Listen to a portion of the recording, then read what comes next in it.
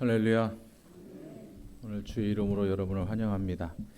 우리 좌우 앞뒤에 계신 분들과 한번 인사 나누시죠. 네, 잘 오셨습니다. 네. 은혜 받고 돌아가시길 바랍니다. 제가 한 연설문 중에 일부를 소개하면서 말씀을 시작합니다. 나에게는 꿈이 있습니다. 조지아주의 붉은 언덕에서 노예의 후손들과 노예 주인의 후손들이 형제처럼 손을 맞잡고 나란히 식탁에 마주 앉게 되는 꿈입니다. 나에게는 꿈이 있습니다. 내 아이들이 피부색을 기준으로 사람을 평가하지 않고 인격을 기준으로 사람을 평가하는 나라에서 살아가는 꿈입니다. 이 연설문은 마틴 루터 킹 목사님의 연설 중의 일부입니다. 너무나 많이 알려져 있는 내용이죠. 지금 소개한 부분에서 나타나듯이 마틴 루터 킹 목사는 인종차별이 없는 누구나도 평등한 그런 미국을 꿈꿨습니다. 이 꿈을 우리는 소망이라고 부르기도 하죠. 이 마틴 루터 킹이 가졌던 이런 소망은 그로 하여금 어떠한 어려운 난관을 만나더라도 다 이겨나갈 수 있는 힘을 제공해 주었습니다. 근데 불행하게도 그는 살아생전에 그 꿈의 실현을 보지 못했습니다. 그러나 그는 생명이 있는 동안에 이 소망 때문에 그가 선 자리에서 항상 최선을 다하며 살아갈 수 있었습니다.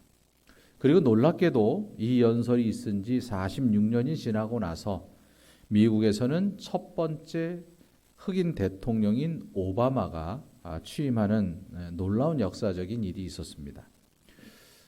인종차별이 완전히 없어졌다라고 말할 수는 없겠지만 적어도 이 마틴 루터 킹 목사의 연설이 역사적인 현실로 이루어졌다는 것에 대해서 부인할 사람은 아무도 없을 겁니다. 그렇습니다. 인간은 소망하는 존재입니다. 인간은 희망을 먹고 사는 존재입니다. 이를 가리켜서 사회 심리학자인 에릭 프롬이라는 사람은 호모 에스페란스라는 말을 썼습니다. 그러니까 직역하면 희망하는 존재, 소망하는 존재라고 하는 얘기죠. 스위팅이라는 사람도 이런 말을 했어요. 사람은 먹지 않고도 40일을 살 수 있다. 물을 마시지 않고도 8일을 살 수 있다. 숨을 쉬지 않고도 4분은 살 수 있다. 그러나 소망이 없으면 단 한순간도 살 수 없다. 정말 그렇습니다. 밥을 안 먹고도 여러 날 버틸 수 있지만 희망이 사라지면 한순간도 살아갈 수가 없습니다. 아무리 어려워도 희망만 있다면, 소망만 있다면 우리는 살아갈 수가 있습니다. 사랑하는 여러분, 비록 아무도 알아주지 않는 저 깊은 산에 심겨진 이름 없는 나무라도 소망이 있다는 것을 여러분 아십니까? 이건 제 말이 아니라 성경에서 하는 말씀입니다. 욥기에 그런 말씀이 나와 있어요. 욥기서 14장 7절 이하에서 9절까지 말씀 보면 이렇습니다. 나무는 희망이 있나니 찍힐지라도 다시 움이 나서 연한 가지가 끊이지 아니하며 그 뿌리가 땅에서 늙고 줄기가 흙에서 죽을지라도 물 기운에 움이 돋고 가지가 뻗어서 새로 심은 것과 같거니와 그랬어요.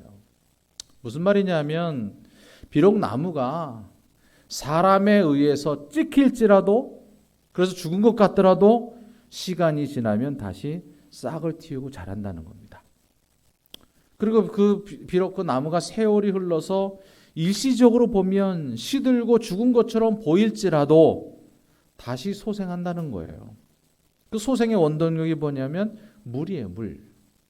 그래서 물 기운이라는 말을 썼는데 여러분 이 기운이라는 말은 원어를 해석해 보면 냄새라는 뜻을 갖고 있어요. 따라서 바싹 말라 죽어가는 이 나무가 물 기운, 물 냄새만으로도 소생할 수 있다. 이런 표현을 쓰고 있는 겁니다. 그러니까 나무가 가진 왕성한 생명력을 부각시켜 준 말씀이죠. 여러분 그렇습니다. 탁 찍힌 나무도 세월이 흘러서 시들은 나무도 다시 소성케 되는 소망이 있는 거예요.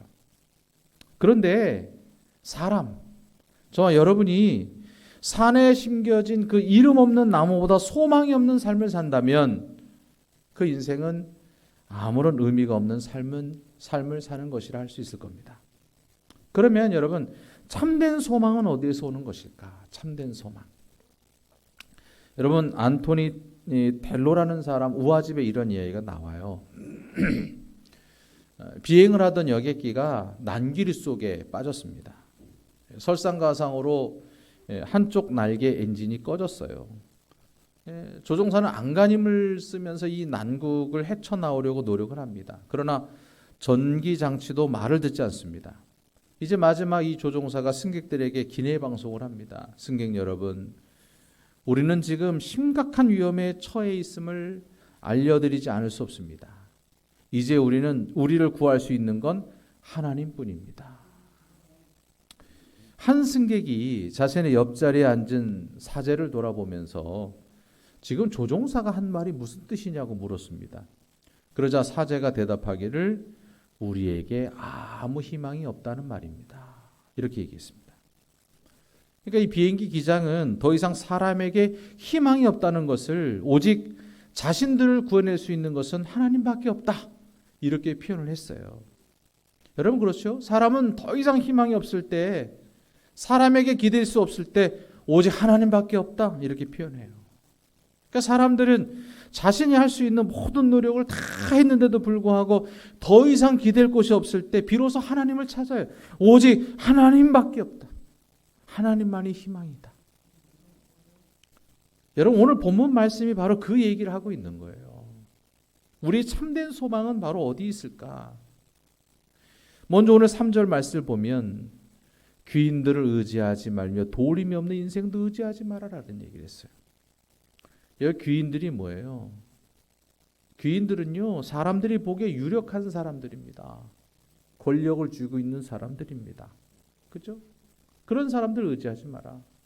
또 인생들을 의지하지 말라. 다른 사람들 의지하지 말라는 거예요. 그 이유가 어디 있습니까? 왜 우리는 사람을 의지해서는 안 될까요? 오늘 성경은 명료하게 얘기해요. 그들에게는 도울 힘이 없기 때문이다. 그들에게는 도울 힘이 없기 때문이다. 그래서 오늘 4절 말씀에는 그 도울 힘이 없는 인생에 대해서 말씀하죠. 그의 호흡이 끊어지면 흙으로 돌아가서 그날에 그의 생각이 소멸하리로다. 죽으면 끝나요. 죽으면 흙으로 돌아갈 수밖에 없는 연약한 우리 인간들. 그렇죠? 죽으면 그 세웠던 모든 계획들이 다 수포로 돌아가고 마는 것이거든요. 여러분, 그러한 인간들을 어떻게 우리가 그 인간에게 희망을 걸 수 있겠어요? 소망을 걸 수 있겠어요?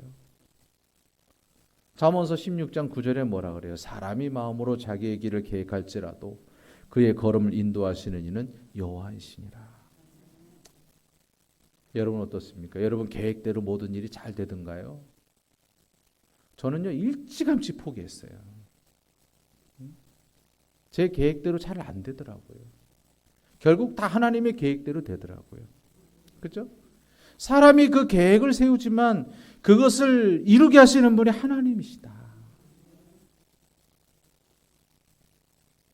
여러분, 어떤 사람이 여러분에 대해서 내가 책임져 줄게, 내가 힘이 되어 줄게, 내가 확 밀어줄게, 이런 이 말 반만 믿으세요. 완벽하게 믿지 마세요. 그 사람의 앞날이 어떨지 모르는 거예요. 사람이 계획을 세우지만 그것을 이루시는 분은 전적으로 하나님이세요. 그러니까 우리의 소망은, 희망은 어디냐? 하나님이에요. 하나님. 하나님께 소망을 둬야 돼요. 5절 말씀에 야곱의 하나님을 자기의 도움으로 삼으며 여호와 자기 하나님에게 자기 소망을 두는 자는 복이 있도다. 여러분, 이 말씀 중에서 중요한 게 뭐 야곱의 하나님이라는 표현이에요. 야곱의 하나님. 야곱의 하나님. 여러분, 야곱의 하나님이 뭐예요? 야곱의 하나님은요, 언약의 하나님. 야곱과 이스라엘과 언약하신 하나님. 이게 왜 중요하냐면 여러분, 그분은요, 이 하나님은, 언약의 하나님은요, 역사 속에서 한 번도 언약 백성인 이스라엘을 배신한 적이 없어요. 이 언약에 신실하신 하나님은요, 한 번도, 단 한 번도 자신과 언약을 맺은 이스라엘 백성을 배신한 적이 없어요. 배신은 누가 했냐면 이스라엘 백성들이 했죠. 그들이 배신을 했어요.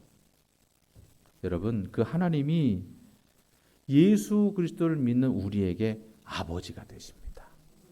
그분이 주님이 되십니다. 그래서 그분이 우리 인생을 책임져 주십니다. 붙들어 주십니다. 하나님은 우리를 평생도록 축복하십니다. 그리고 고난이 닥쳐와도 피할 길을 열어주시고 이길 힘을 주시는 거예요. 협력하여 선을 이루게 하십니다. 심지어 내 인생에 죽음이 닥쳐와도 우리를 끝까지 책임져 주십니다. 바로 이런 하나님을, 오직 그 하나님을 의지하고 그 하나님으로부터 도움을 삼는 사람, 하나님께 소망을 두는 사람, 그 사람이 복이 있다. 이렇게 말씀하고 있어요. 제가요, 이렇게 주무시는 분들이 많은 쪽을 향해서 이렇게 쓸 테니까 제가 서서 바라보는 쪽은 잘 주무시는 분들이 계신 거라고 생각을 하시고 들으세요. 자, 그렇다면 왜 우리는 하나님으로 도움을 삼고 하나님께 소망을 둬야 될까? 왜 하나님께 소망을 둬야 될 이유가 어디 있을까? 자, 6절 말씀을 보십시오. 같이 읽어볼까요? 여호와는 천지와 바다와 그 중에 만물을 지으시며 영원히 진실함을 지키시며 그랬어요. 아멘. 자, 하늘과 땅과 바다 그 중에 만물을 지으신 창조주이기 때문에, 하나님 창조주이기 때문에, 여러분, 하나님 만물을 지으셨다는 말은요, 우리가 쉽게 말하면 만물의 주인이 누구라고요? 하나님이시라는 거예요. 주인이 하나님이시기 때문에 거두실 수도 있고요, 주실 수도 있고요, 있는 것 없앨 수도 있고요, 얼마든지 우리를 도와줄 수 있어요. 여러분, 정말 나의 도움이 누구일까요? 누가 나를 조건 없이 도와줄 수 있습니까? 여러분 주변에 생각해, 나를 조건 없이 도와줄 사람 누가 있어요? 내가 의지하고 소망을 둬야 될 존재가 어디 있습니까? 오늘 시인은 얘기를 해요. 천지를 지으신 하나님이시다. 나의 주인이신 하나님이시다. 근데 그 창조주 하나님은요, 놀라워요. 영원히 진실하세요. 진실하신데 영원히 진실하세요. 네? 여러분 생각해 보셨습니까? 만약에 하나님이 변덕이 심하신 분이라면, 가정을 한번 생각해, 하나님 변덕이 심하시다. 진실함보다 변덕이 심하다. 마음대로, 생각대로 그냥 그 순간적으로 변덕이 심하다 생각해 보면, 여러분 이 우주의 질서가 어떻게 되겠어요? 그렇죠? 이 지구가요, 삽시간에 파괴되고 하늘의 해와 달과 별들이 막 서로 충돌하고 우주 대혼란에 빠지고 파괴되고 말 거라는 생각을 해보세요. 지구가요, 일정 궤도를 도는데 그 궤도를 벗어나서 제멋대로 회전한다든가, 24시간이 아니라 20시간 만에 자전을 한다든가, 아니면 10시간 만에 갑자기 확 자전하게 한다든가, 그러면 인간이 살아남을 수 있을까요? 365일 태양을 중심으로 공전을 하지 않고 무질서하게 갑자기 200일 만에 공전을 하고, 아니면 300일 만에 공전을 하고, 그럼요, 우리 인간이 생존할 수 있을까요? 여러분, 지구의 생명도, 인간의 생명도 유지될 수가 없습니다. 그러니까 하나님이 정하신 이 창조의 질서가 파괴되면 여러분 우주는 쓰레기통과 같이 되고 마는 거예요. 그래서 하나님은 우주 만물을 질서 있게 만드시고 그 질서가 지켜지기를 원하시는 겁니다. 만약에 어떤 분이 마가복음 11장 23절 누구든지 이 산더러 들려 바다에 던지라 하며 그 말하는 것이 이루어질 줄 믿고 마음에 의심하지 아니하면 그대로 되리라. 이 말씀을 듣는 순간에 갑자기 소망이 생기기 시작했어요. 그래, 우리 집값이 좀 올라야 돼. 그래서 기도를 시작합니다. 하나님, 저희 집에 이 뒷산이 있는데 그 뒷산이 좀 옮겨져야 집값이 오를 것 같습니다. 그 산을 좀 옮겨 주십시오. 밤새도록 기도하고 창문을 열어보니까 산이 그대로 있더래. 그러니까 그러면 그렇지, 내 그럴 줄 알았어. 여러분 뭐 지어낸 얘기이지만 여러분 생각해 보세요. 그가 밤새도록 믿습니다. 산이 옮길 줄을 믿습니다. 여러분 했어도 사실은 마음속으로는 믿지 못했다는 증거이고, 또 정말 믿고 기도했다고 해도 하나님이 그 기도를 들어주신다면 하나님이 만드신 질서가 다 파괴되고 말 거라는 거죠. 여러분 상상해 보세요. 하룻밤 자고 났더니 서울에 있는 남산이 부산 해운대 앞에 가 있다든가, 또 하룻밤 자고 났더니 제주도의 한라산이 우리 여기 자유공원에 와 있다든가, 이렇게 된다면 하나님이 만드신 질서가 다 파괴되고 세상은 엉망진창이 되고 말 겁니다.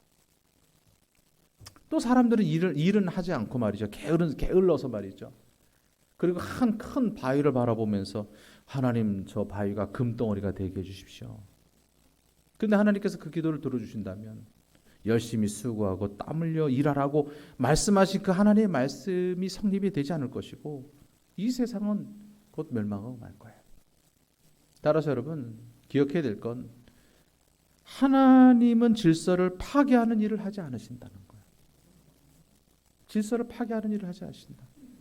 근데 여러분 여호수아 10장의 말씀을 보면 이스라엘 백성이 아모리 이 사람들과 전쟁을 하는 장면이 나오는데, 그런데 이 해가 지면 전쟁에서 승리할 수가 없는 아주 심각한 문제가 발생해요. 그래서 기도하죠.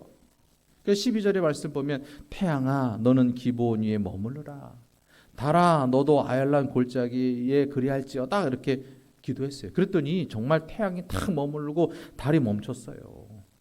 그런 놀라운 기적이 있었습니다. 그러나 바로 그 14절의 말씀을 보면 뭐라고 써 있냐면 여호와께서 사람의 목소리를 들으신 이 같은 날은 전에도 없었고 후에도 없었나니, 그런 얘기를 해요. 무슨 말씀이냐면 인류 역사상 다시는 그런 기적을 베풀지 않겠다, 그런 말씀이에요. 여러분 하나님은 기적을 베푸시는데 창조 질서를 파괴하지 않는 방법으로 행하신다는 사실을 기억하셔야 돼요. 고린도전서 14장 33절에 하나님은 무질서의 하나님이 아니시요 오직 화평의 하나님이시라 그랬습니다.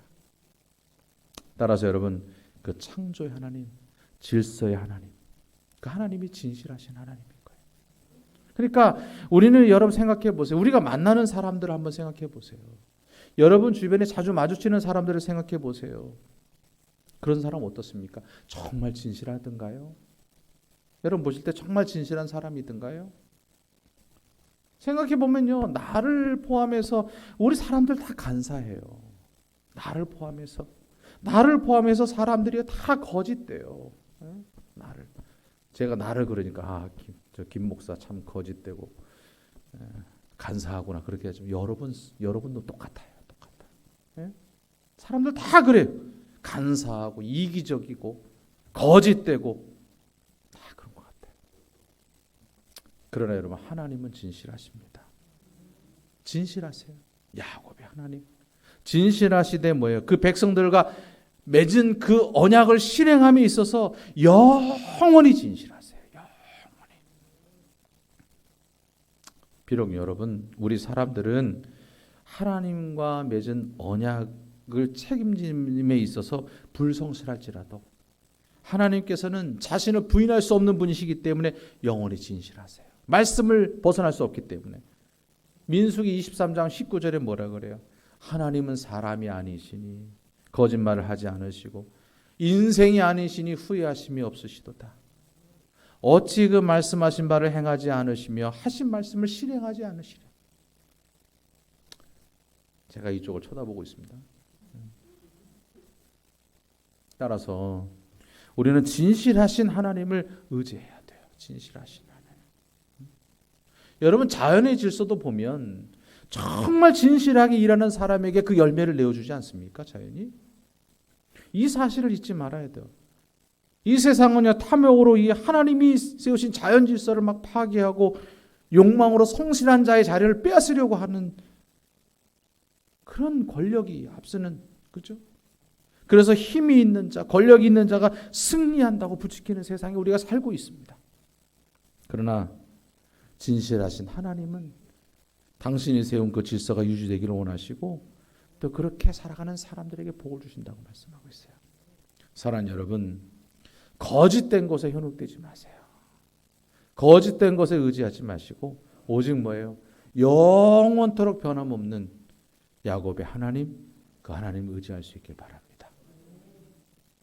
왜 하나님을 도움으로 삼고 하나님께 소망을 둬야 되느냐? 7절에서 9절까지의 말씀을 같이 한번 읽어보겠습니다. 같이 읽습니다. 억눌린 사람들을 위해 정의로 심판하시며 줄인 자들에게 먹을 것을 주시는 이시로다. 여호와께서는 갇힌 자들에게 자유를 주시는도다. 여호와께서는 맹인들의 눈을 여시며 여호와께서 비굴한 자들을 일으키시며 여호와께서 의인들을 사랑하시며 여호와께서 나그네들을 보호하시며 고아와 과부를 붙드시고 악인들의 길은 굳게 하시는도다. 오늘 이 시인이 고백하는 하나님은요, 공의로우신 하나님이에요. 공의로우신. 이런 선악과를 따먹고 타락한 인간은 눈에 보이는 것을 가지고 판단하는 삶을 살아요. 겉만 보고 그가 가지고 있는 힘만 보고 판단합니다. 그러나 정말 중요한 것은 눈에 보이질 않아요.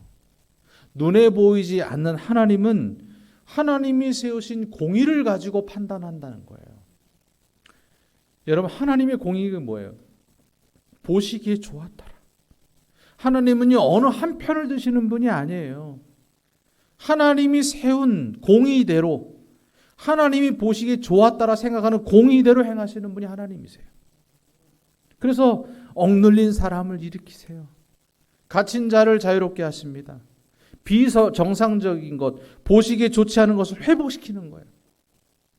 나누고 더불어 살라고 주신 법을 자기를 위한 것으로 못 만든 악한 자의 길을 굳게 만드시는 분입니다. 정의 하나님. 뿐만 아니라 오늘 시인이 고백하는 하나님은 누구냐? 긍휼의 하나님이시라죠. 긍휼의 하나님. 줄인 자에게 먹을 것을, 갇힌 자에게 자유를 주시는 분이에요. 맹인들의 눈을 열어주시고 비굴한 자를 일으켜 세우시는 분. 의인을 사랑하시고 나그네를 보호하시며 고아와 과부를 붙드시는 분. 이 말씀을 곱씹어 보면 한마디로 뭐예요? 도움이 필요한 사람들에게 구체적이고 꼭 필요한 도움을 주시는 분이시다. 진정한 도움이란 뭐예요? 필요할 때 필요한 것을 주는 것 아닙니까? 배고픈 사람에겐 따뜻한 위로의 말보다는 떡 한 덩어리가 더 필요한 거예요. 배고픈 사람에게 먹을 것을, 병든 자에겐 치유의 방법을 주는 것, 이것이 바람직한 것 아닙니까? 바로 그 하나님이 진실하신 분이고 그 하나님이 긍휼한 하나님이세요. 이것이 바로 하나님의 속성입니다. 하나님의 본 마음이라는 거예요. 그런데 우리가 살아가는 이 삶의 현장에서 만난 하나님은 왜 다르게 보일까? 사실 그렇죠. 우리가 현실을 살아가다 보면 정말 하나님은 긍휼의 하나님이신데 왜 그 하나님이 나에게 다르게 보일까? 왜 긍휼한 하나님이 나에게 다르게 느껴질까? 이런 생각을 할 때가 많거든요. 실제로 우리가 체험하는 하나님은 우리가 억눌리고 우리가 줄이고 우리가 갇히고 우리가 눈이 멀어 보이지 않고 세상 사람들 앞에서 비굴해질 때 그 하나님이 그때 침묵하시는 하나님처럼 보일 때가 많아요. 그때. 다른 말로 하면 하나님의 그 긍휼한 손길이 느껴지지 않을 때가 많다는 거예요. 이게 어찌된 일일까? 여러분, 그러나 분명히 이 사실을 아셔야 돼요. 하나님은 우리와 상관없이 우리 인생의 문제에 개입해서 해결하시는 분이 아니라는 거. 그렇죠? 하나님은 모든 것을 할 수 있지만 하나님이 우리와 함께 하신다는 것은 뭐예요? 그분이 기꺼이 우리의 문제, 우리의 혼돈과 의문 속으로 들어와서 우리의 고통을 함께 하신다는 겁니다. 나의 고통. 여러분, 하나님의 사랑의 신비가 바로 이런 것 아니에요? 그분이 우리의 고통을 없애주시는 것이 아니라 그분이 무엇보다 우리의 고통과 함께 하기를 원하신다는 거예요. 이게 사랑의 신비예요.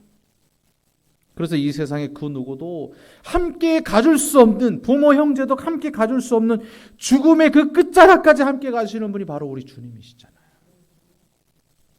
따라서 지금 당장 내가 억울한 일을 당하고 지금 내가 그 어떤 속박에서 해방되지 못한다 할지라도, 지금 내가 갇혀 있는 그 상황 속에서 자유롭지 못하다 하더라도 하나님이 우리와 함께 그 억눌림 속에도 계시고 그 속박 속에도 계시고 우리와 함께 갇혀 있다는 사실, 그 사실로 여러분 승리를 확신하시길 바랍니다. 여러분, 비록 내가 아직 갇혀 있고 내가 자유가 없다 하여도 하나님 뭐예요? 공의의 하나님, 하나님 긍휼의 하나님이시기 때문에 우리는 그 하나님 앞에 소망을 두는 삶을 살아가야 되는 것입니다. 왜 우리가 하나님을 도움으로 삼고 하나님께 소망을 둬야 될 것인가? 10절 말씀을 같이 읽어보죠. 같이 읽습니다. 시온아, 여호와는 영원히 다스리시고 내 하나님은 대대로 통치하시리로다. 할렐루야. 자, 왜 하나님께 소망을 둬야 되냐면 하나님이 통치하시기 때문에. 통치. 여러분, 세상의 모든 것들은 시간이 지나면 다 낡아지거나 없어져요. 하지만 하나님은 영원히 살아계십니다. 세상의 모든 것들은 시간이 지나면 변하고 사라지는데 하나님은 영원히 변하지 않으세요. 그리고 든든히 서 계십니다. 우리가 믿는 하나님 바로 그런 분이에요. 그 하나님께 우리가 소망을 둬야죠. 또한 하나님은 영원히 계실 뿐만 아니라 뭐예요? 영원히 그냥 계시는 게 아니라 다스리셔요. 통치하신다는 거죠. 통치하세요. 그렇다면 무엇을 다스리시고 무엇을 통치하신다는 말일까? 여러분, 찰스 스탠이라는 미국의 목사님이 계시는데 그분이 참 은혜로운 설교를 많이 하세요. 그래서 이 CTS 방송에도 많이 출연을 하신 분입니다. 근데 그분이 쓴 책 중에 그래 소망이 있기 때문이다라는 책이 있어요. 거기에 나오는 이야기입니다. 어느 젊은 부인이 그 목사님을 찾아와서 하염없이 눈물 흘리며 말을 해요. 목사님, 저의 생활이 엉망진창이 되어버렸습니다. 저의 남편은 납득할 만한 어떤 이유도 없이 나를 떠나버렸습니다. 내 주위에 있는 여러 친구들이 와서 충고하고 조언을 해주었지만 나의 마음에 고통을 달래주거나 마음에 가득 찬 의혹들을 해소할 수는 없었습니다. 그래서 저의 생활은 엉망진창입니다. 그때 이 목사님이 그 여인에게 질문합니다. 자매님은 하나님을 믿으십니까? 그가 아주 당연하다는 듯이 얘기를 해요. 그럼요, 제가 하나님을 믿고 말고요. 그때 목사님이 다시 질문합니다. 하나님이 계시다는 것을 믿느냐는 말씀이 아닙니다. 하나님과 자매의 관계에 대해서 하나님이 말씀하시는 그 모든 것을 믿느냐고 제가 질문하는 겁니다. 그 여인이 잠시 곰곰이 생각하더니 이렇게 말을 해요. 제가 그런 식으로는 한 번도 생각해 본 적이 없습니다. 그때 목사님이 그 여인에게 하나님께서 우리와 어떤 관계를 맺고 싶어 하는지에 대해서 설명을 해요. 그리고 이렇게 말합니다. 자매님, 어떻게 해야 될지 모르겠다는 생각이 들 때 하나님이 자매님에게 무슨 일을 행하고 계신지, 또 무엇을 제시해 주시려고 무엇을 제시해 주시려는지 그것을 믿고 기도하며 기다려 보십시오. 그리고 이게 질문해요. 자매님은 하나님이 힘든 처지에 있는 자매님에게 바라시는 것이 인내하며 하나님을 신뢰하는 것임을 믿으십니까? 그 여인이 대답합니다. 네, 믿습니다. 이후에 그 자매는요, 삶의 소망을 하나님께 두게 되었고 그 여인의 삶이 회복됐다는 거예요. 여러분, 하나님이 통치하시기를 원하시는 거예요. 다스리시기를 원해요. 어디서요? 우리 삶 가운데 들어오셔서. 그렇죠? 우리 삶 가운데 들어오셔서 우리와 함께 하시기를 원하세요. 우리 한 사람 한 사람의 마음을 다스리시기를 원해요. 우리가 주님을 나의 주인으로 인정하고 그분 앞에 나의 삶을 맡길 때 영원히 주님께서 나의 삶을 다스린다고 고백할 때 그분의 임재가 우리 속에서 영원한 것입니다. 그리고 우리를 통치하시고 다스리시는 거예요. 그렇다면 우리가 하나님께 소망을 두는 것이 우리 삶 속에서 어떤 구체적인 모습으로 드러나야 될까? 내가 정말 하나님만 소망하고 있습니다. 이게 말로 끝나는 것이 아니라요. 우리 삶 속에 구체적으로 어떤 모습으로 표현돼야 될까? 어떻게 하는 것이 정말 하나님께 소망을 두는 삶의 모습일까? 오늘 성경은 우리에게 얘기합니다. 하나님을 찬양해라. 하나님을 예배해라. 그것이 너희가 하나님을 소망한다는 증거라는 거예요. 1절과 2절 말씀 보십시오. 같이 읽어볼까요? 할렐루야, 내 영혼아 여호와를 찬양하라. 나의 생전에 여호와를 찬양하며 나의 평생에 내 하나님을 찬송하리로다. 자, 오늘 우리가 읽은 이 시편 146편은 흔히 뭐라 그래요? 할렐루야로 시작해서 끝날 때도 할렐루야를 끝나요. 그래서 이걸 할렐루야 시편이라고 부릅니다. 바로 이 할렐루야 시편이요, 시편 146편에서 150편까지 5편이 이어져요. 할렐루야라는 말이 뭐예요? 하나님을 찬양하라. 하나님을 찬양하라. 따라서 우리가 할렐루야 한다는 말은 뭐냐면 내가 하나님을 찬양하며 살겠습니다라는 결단이 있어야 되는 거예요. 내가 하나님을 찬양하며 살겠습니다. 이 결단이 결단. 네? 여러분, 소망이라는 건 선한 결단의 산물인 거예요. 여러분, 믿음 생활하는 것이 고통과 시련이 없는 삶을 의미하지는 않습니다. 그러나 고통과 시련 중에도 하나님을 찬송하고 하나님을 예배하는 것이 믿음이라면 그 믿음에 반드시 소망을 부어주시게 돼 있어요. 여러분, 어떤 분이라든지 어떤 분야에서든지 여러분 성공하려면 원리를 잘 붙들어야 돼요. 원리를 잘 붙들어야 돼. 여러분, 위기 때일수록 원칙으로 돌아가라 그러거든요. 기본으로 돌아가라. 여러분, 변칙은요 실패의 지름길입니다. 따라서 내가 실패했다면 지금 내가 본질에서 벗어난 것이 무엇인가를 살펴야 돼요. 그리고 본질을 강화하도록 노력해야 돼요. 우리 속에 지금 소망이 사라졌다면 어디에 문제가 생겼는가를 생각해 보라는 거예요.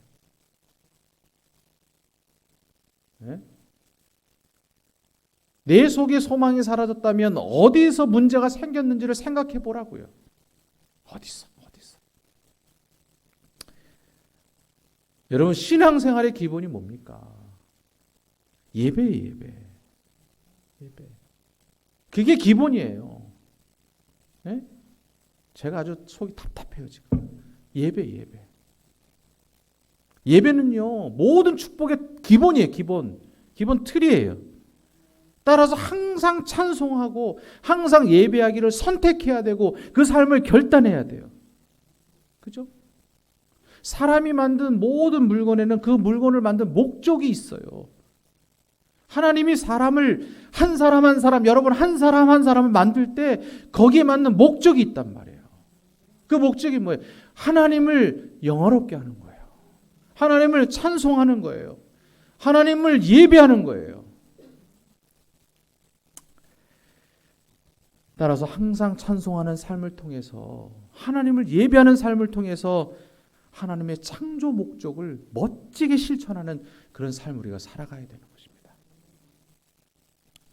여러분, 아브라함을 보면 그 인생도 실수가 많았지만 그는요 가는 곳마다 언제나 제일 먼저 했던 게 있어요. 뭐예요? 제단을 쌓고 예배를 드렸더라. 그가 믿음의 조상이 됩니다. 다윗도 실수가 많지만 그의 장점 뭐냐면 늘 하나님을 찬양했어요. 교회사를 봐도요, 하나님은요 목숨을 걸고 예배하는 그 사람들을 높이셨어요. 초대교회 성도들이 박해를 피해서요 지하로 들어갔어요. 카타콤이라고 하는 곳으로 들어갔어요. 그 이유가 뭘까요? 예배하기 위해서 그래요. 지금도 저 북녘 땅에서는 몰래 숨어서 예배하는 지하에서 예배하는 자들이 얼마나 많이 있는데요. 목숨을 거는 자들이.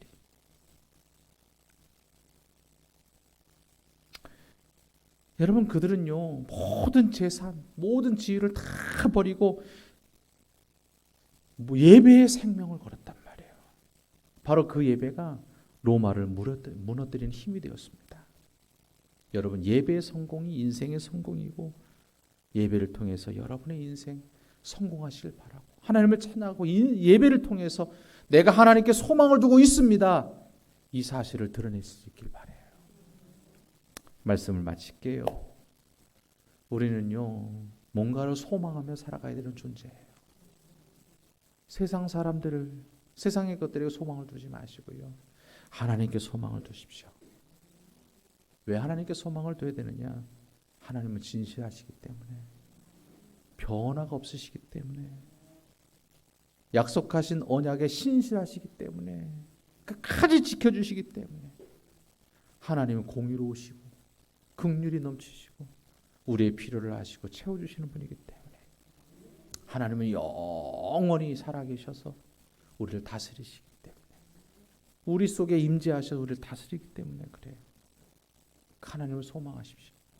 그래서 정말 여러분들이 하나님을 소망하신 분이라면 그 하나님을 소망하고 있다는 구체적인 모습을 하나님을 찬양함으로, 생명을 건 예배를 통해 그렇게 증명해내는 저와 여러분의 삶이 되시기를 주의 이름으로 간절히 축원합니다.